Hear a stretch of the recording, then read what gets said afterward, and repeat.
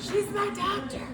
So when they said Dr. Ashley, I was like, oh, I felt this is very fancy. Very fancy. Because the reason why I actually like sought her out, I like looked her up online and was like, this is and you can find her on Instagram.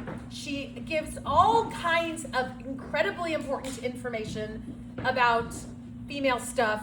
She goes to things and reminds us all that our business is meant to be taken care of, and she knows all the science things about taking care of the business. So everyone, Ashley Winter, ask your question. Yeah. So hi everyone.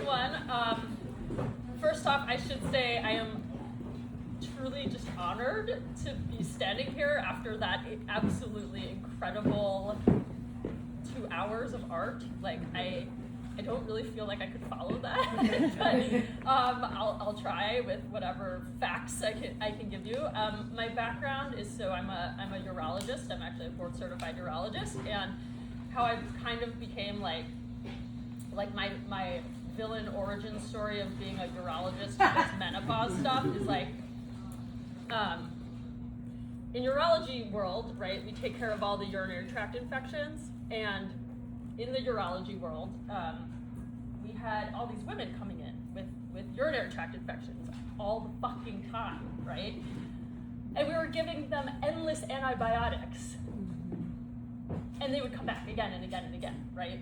Or they were diagnosed with things like interstitial cystitis, bladder inflammation, pain in their urethra that would not go away. And we didn't really learn how to take care of them. And we had about 2,000 lectures on prostate cancer, but we were still taking care of the pee problems, and we didn't have tools. And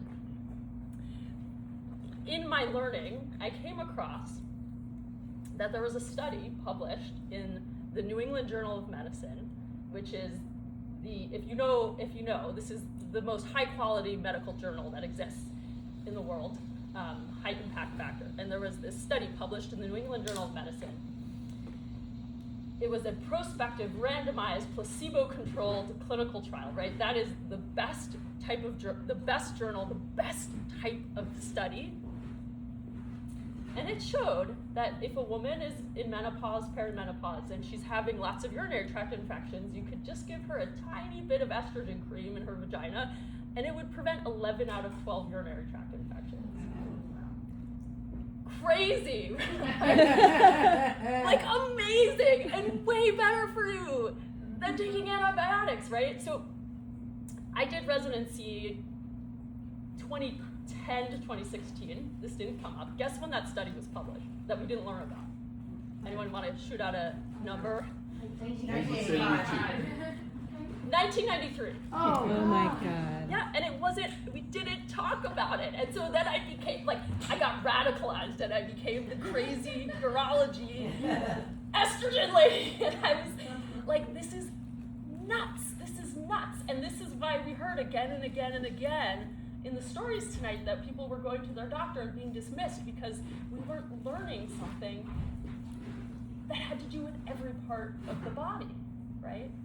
We weren't learning about it. And so then we were embarrassed that we didn't know how to get women any tools. And then because of that, we were dismissing them, and it was bad. And so I was just like, I just have to talk about this all the time. So, and so then I ended up just down a whole career path of doing sexual health and menopause, and I also take care of men, and I love that too. So, but anyway, and I am so honored that Kirsten is a patient of mine, and and I'm here in LA and Pasadena, and I would love to answer your questions. If you have it. I'll start. So there's a lot of stuff that I hear both from friends, and in this show, there's a lot of this feels like glass in there. It feels like this almost inevitable decline that I hear from a lot of people about sex drive and sex and stuff like that. I guess my question is that inevitable? And is that like a thing that like, oh, you gotta get it at this point or that ship sails, or is this something that people, do you know what I'm saying? Yes, That's my yes. question. And I should say, I mean, I prefaced my Q&A session talking all about genitals, but I'm happy to talk about the other aspects, like the brain fog and the things and the whatever, but thank you for that question. So, is it inevitable that your vulva and vagina will feel like glass? And if it does, what do you do? And if it does, what do you do about it? Yes, this is one of the things I specialize in.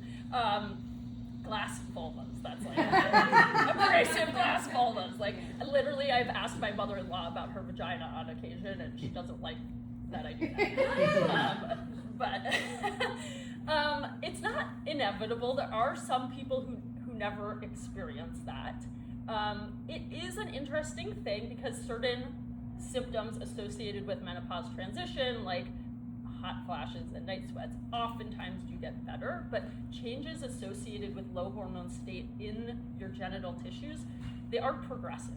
So there are women who think that they never experienced menopause, and boom, 20 years later, that's when they can't have sex anymore, right? Or that's when they're feeling like they have a UTI all the time, even if they don't have one.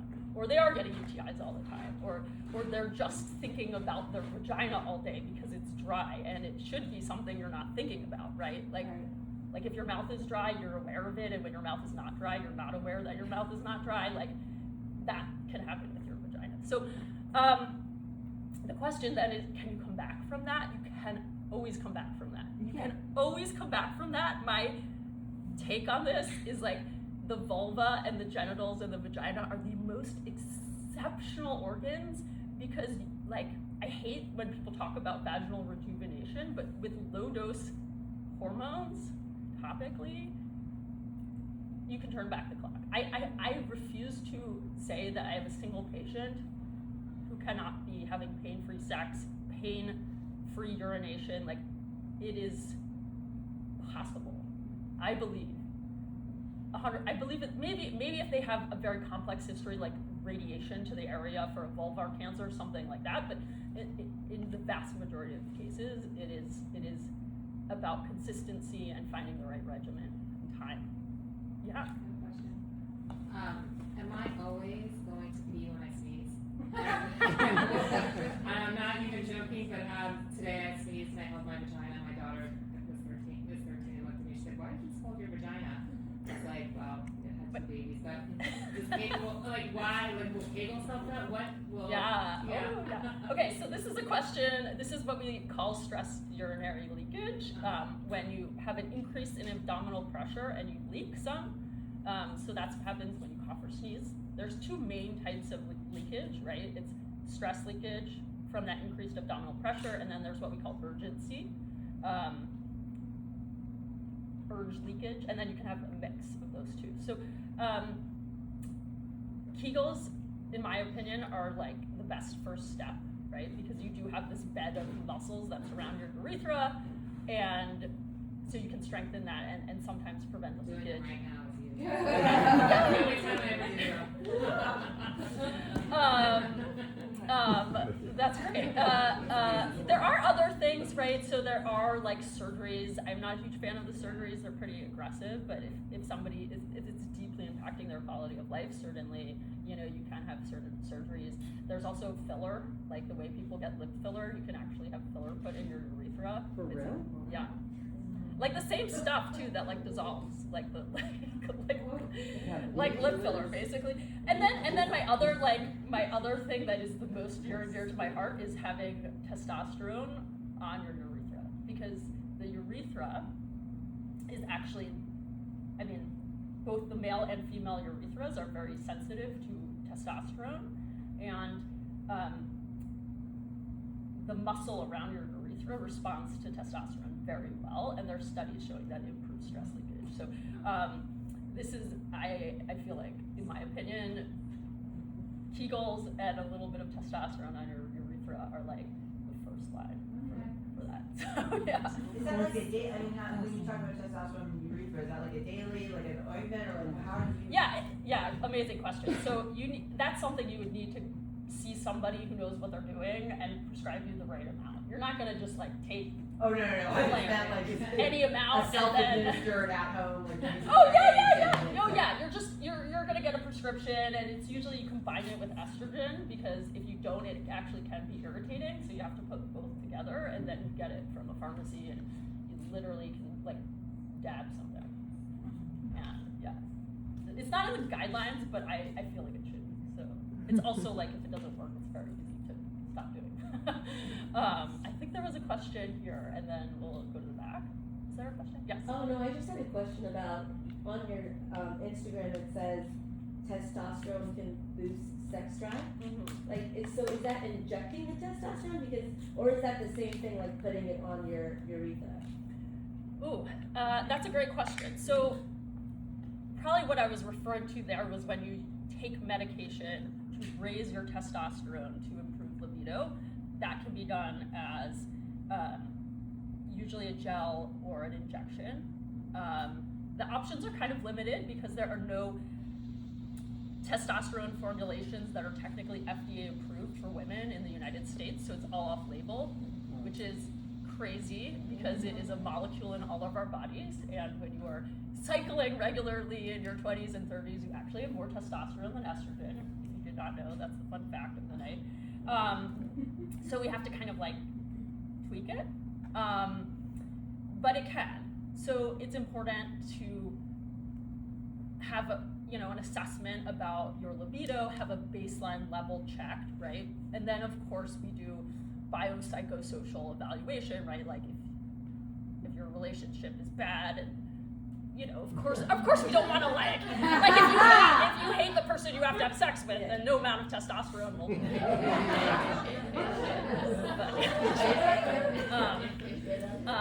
But yeah, no, it's amazing, and I have women all the time who are coming into my office and they're saying, I know intellectually I love my partner, but the feeling of desiring them has left my body, and that bothers me, and I want to change that, right? And that's when we say, okay, let's assess the whole picture and check your testosterone level, and are you a good candidate? And yeah, it's very, very frequent. Yeah, for sure. I think there was somebody in the back, so yes. Okay, so like for the UTIs, because I've had UTIs like all my life, I'm fascinated about the estrogen treatment thing. Yeah. So like how does it work? Like is it, because I know it's like an infection, so that's why antibiotics are like the typical, like yeah. How does estrogen help with the infection? Is it like a preventative thing? Is it like a treatment thing? Like how? Yeah, so, and everyone can hear me okay, right? And Yeah. everyone else? Okay. Louder. No, I wasn't sure. I mean, I grew up with like 3 other siblings, and they were all really loud, so I try to yell a lot. So how does estrogen prevent UTIs? That's a great question. So what they showed in that paper in 1993 was that when your estrogen levels are low in your vagina, your vaginal pH goes up, and there's this healthy type of bacteria called lactobacillus that's supposed to live in your vagina. That's your vaginal microbiome, right? Those are the good guys. And when your vaginal pH goes up and the estrogen goes away, the lactobacillus leave town. They leave town, they're gone, okay? And that allows all the bad bacteria to get to your urethra and get up there, right? So you literally lose your microbiome when your estrogen levels go down. And it showed in that study in 1993 that when you give just a little bit of estrogen to the vulva and vagina and near the urethra, that the vaginal pH goes back down, that the cells make this nice glycogen that the lactobacillus eats, and the bad bacteria don't show up when the good guys are there. Obviously, people still get UTIs when they have normal estrogen levels, but we know for a fact that the levels are much higher perimenopause, menopause, and in certain states where estrogen levels are low, like combined oral contraceptive pills, which cause lots of UTIs, and is one of the most undertreated problems in younger women, which also don't get me started on. There are studies looking at using low-dose vaginal estrogen in young women on birth control pills, and it also works. And that is like, I digress because we're talking about menopause, but if you know somebody who's taking birth control pills and suffering, tell them, yeah, okay. I think there was a question here. Oh, I mean, just it was interesting when we were talking about like the testosterone being higher when you were saying adolescence? No, just What? testosterone is higher than estrogen for the No. average woman who's not in menopause. And when does that start to like, does that change at a certain point where it's like, Testosterone gradually goes down in all people. All men, all women, it gradually goes down. So it's not like menopause where the estrogen and progesterone kind of fall off a cliff. right? Like, because your adrenal gland makes it, and actually your ovaries still makes it after menopause. And so they've shown that women who have surgical menopause, where somebody's like, hey, let's just take your ovaries out, you don't need it anymore. Women who have surgical menopause actually have half of the testosterone level of women who undergo natural menopause. So, so they still, your ovaries still do stuff, right? About menopause. Yeah, I mean, I just think it's interesting too, because I was just thinking like, for the average adolescent, how high the sex drive usually is, you know, and then like, just sort of, I guess too, like if you're treating a patient with testosterone, do you have an idea of what you're aiming for, kind of, and like, when you're looking at doses of like, Yeah, so an aside about teenagers having testosterone and being horny, part of the reason why they put teenage girls on birth control pills for their zits is because it lowers their testosterone and it makes zits go away. And it can cause low libido in young women. And this discussion is never had. I And haven't heard that before. Yeah, that's why they're put on it, right? I'm sure all of you know somebody who was put on birth control, was just like, oh, you have zits, start birth control. Like no big deal, right? And a lot of times this has started before somebody's a self-actualized sexual being, right? Maybe they're 15 and they've never had sex before. And it can profoundly impact their whole lives. I mean, it's crazy. Like, about goals for testosterone, this is so tough. I mean, you know,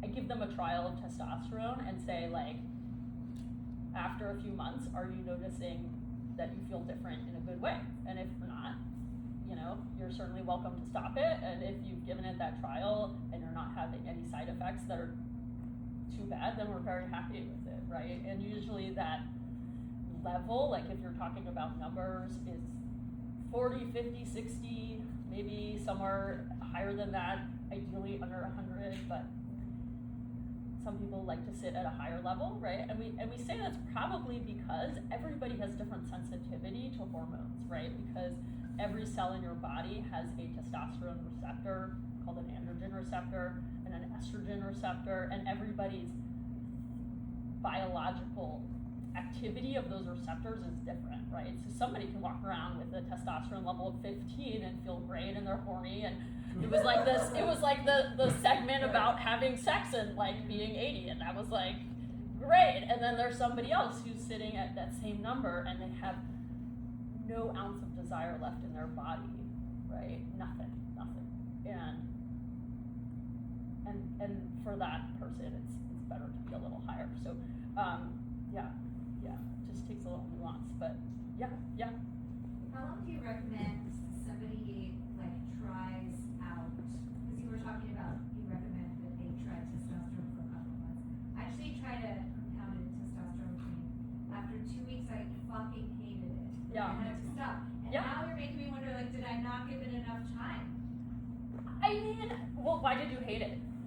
I was super amped all the time. I couldn't sleep. Yeah. And I gained 5 pounds in like 3 days. Yeah. I was like, Yeah. Do you know how and much? it didn't help my desire at all. Yeah. Do You you know how many milligrams? 7.5 maybe? Yeah, that's That's a lot for That's a lot. I mean, some people are like super absorbers, and I never start somebody at 7.5. I almost always start people at 5 milligrams a day. There are the people who are just super absorbers, and they can like use 2 milligrams on their grade. So I was mostly disappointed that it did nothing for my libido. That was the whole reason I wanted to take it, and then I was like, that can take longer. It Oh, can. it It can take Okay. longer. Some people right away they notice a difference, but it can take longer. And then the other thing I'd say is, you know, there are other medications for low desire, right? There's one called bremelanotide and there's one called flibanserin. They're both FDA approved for low desire. And they're not for everybody, but they're pretty cool drugs. So I'm not hurt, like I have no financial relationship with those companies. Like I know there's like a lot of concern about that. I don't get paid for talking about them at all. But they're just different tools in the toolbox. And, you know, I've had people who are using some combination of all three. I have some people who are like, none of this is right for me. And I have my closet of vibrators and that's the good thing for them. And, you know, whatever, but it's good to know that you have options if you want to explore them. And so yes, there are 2 FDA approved medications for low libido. Oh yes. I was just wondering, has there been any studies on taking estrogen in your like early 40s to mitigate some of the horrible side effects of like menopause and perimenopause? Like, has there been any studies to like help women transition better? Because all of the women in this play talk about like depression and all of these horrible things that happen to you. So like, is there anything to mitigate that in your? I love this question. Like, why do you have to be miserable enough to get to hormone therapy? Right? Like, why do we have to be miserable enough? Okay, so my trick here for anybody who's like wants to be very preemptive and does not want to have to suffer enough is that when you go to your physician, you say, estrogen therapy is FDA approved for the prevention of osteoporosis. And why is that important? Because women are always told they have to have enough hot flashes and enough night sweats and enough brain fog to qualify for therapy, right? And if they don't suffer enough, then they don't qualify for therapy. And if somebody says, not suffering, then they say, wait till you're suffering, right? Estrogen is FDA approved for the prevention of osteoporosis. You do not have to have a single symptom whatsoever to have a valid, scientific, data-driven reason to take estrogen. On top of that, it's very clear in the data that the highest rate of bone density loss actually occurs before the final menstrual period. So on top of that, you don't need to wait until you are 12 months and 1 day from your final menstrual period to be on estrogen, because you have already been experiencing a rapid rate of bone loss. So it is so tough to advocate for yourself. Like, I get it. All these stories are horrible. I myself, when I go to the doctor, hate it, and I don't know how to advocate for myself. I think because I know the other side of the judgment and the badness. But that is the best way to be preemptive, is to know that you deserve and have a scientifically valid reason to take hormone therapy, right? And so the statistically average age of menopause in the US is 51. I mean, gosh, I in my opinion, you should probably just start taking low doses of estrogen at sometime in your 40s and then go up and up and up and like never have to be miserable. Like, Really? Has there been a study about that? there are studies looking at it, but generally they wait for women to be symptomatic. I mean, that is, but yes, I mean, you just have to. You can also, and this is, nobody has me on record saying this, but you can pretend you have symptoms and say you do, and then get your doctor to prescribe it. I mean, you're not gonna fucking explode. Like, it's, you know, like these things all have less estrogen in them than birth control pills. Which I know I was saying before can suppress your estrogen, but those are super wacky because they have synthetic estrogen. But yeah, you could also just lie. And you didn't hear that from me. One more question, yes. and then we'll wrap it up. Okay. Can I do the two? There are two hands. Okay, we'll do So two. We'll do those two. two. Yeah.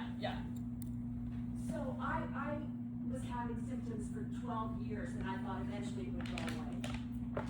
Finally I was like, well, it's not going away. It's been 12 years. I need to go do something. So I got on HRT and now I'm worried that either I should be on HRT until I die, Yeah. or it will say at some point, you can't be on HRT, and I will die miserable. So, what happens at the end of life about this whole? That was actually my exact question. Oh, amazing! Okay. You know when Okay. So two things. Well, one, the guidelines from the Menopause Society, right, which is what a menopause-informed doctor should. They're not great, and I have my issues with some of the guidelines, but the guidelines say that you don't have to automatically pull women off of hormone therapy anymore, right? So for many years, we were scared of hormones because of bad interpretation of that Women's Health Initiative study, right? And so their guidelines were keep women on hormone therapy for the lowest dose possible for the shortest amount of time, right? Because we thought it was bad. Now the data has emerged that it's not bad and that it doesn't cause breast cancer, and it actually, prevents osteoporosis, reduces your chance of dying overall of anything. Like, it's actually pretty good for you, right? So actually, guidelines now say shared decision making, meaning you should go to your doctor and have a recurring, occasional conversation. What is the pro-con here, and should I stay on it? And they should not automatically ever pull you off of it based on the guidelines, okay? So that's the guidelines now. If you have a doctor who's no longer willing to prescribe it to you for some reason, I recommend you find somebody else, because there's somebody else, and you can go to menopause.org and you can find in their provider database somebody who's certified, who knows this. My other comment there is, so my grandmother went through menopause in like the 1970s, right? And this was back when they put everybody on estrogen.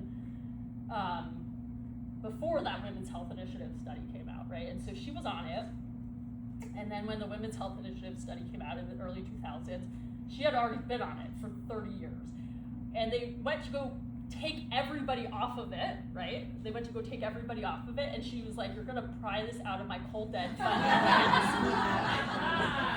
And so her doctor was scared of her. And mind you, this is like this woman, I'm telling you, so she was like, when somebody mentioned Dr. Ruth, she was also my grandmother grew up in Austria, and she was like this tiny woman with an Austrian accent who every time we would take photos would scream sex, and like, oh my God, who's this crazy fucking woman? So that was like, you understand why her doctor was scared of her. So so she stayed on her hormone therapy, right? And when she was 96 years old, she slipped and she fell on ice, and she did not break a bone in her body, right? Wow. Not a single fucking bone in her body. And I, as somebody in the healthcare system, always saw women with frailty, right? Frailty. And they would slip and they would fall and they would fall because they randomly broke a bone doing nothing, right?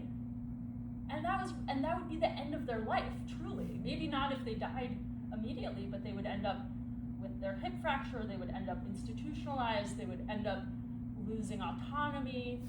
That would lead to a decline, right?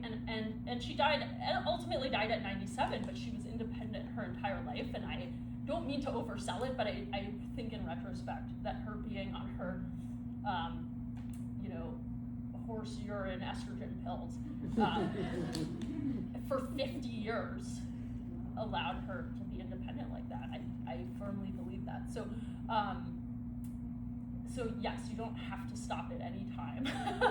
I mean, there are certain reasons why somebody would need to stop it, right? If they're diagnosed with an estrogen receptor positive breast cancer, then you need to stop it. And there are certainly women who have completed treatment for breast cancer who decide to use hormones. That is a very complex issue, beyond the scope of this response here. But in lieu of these specific scenarios, there's no specific day you have to stop it, which is a very long answer to your question. Thank you.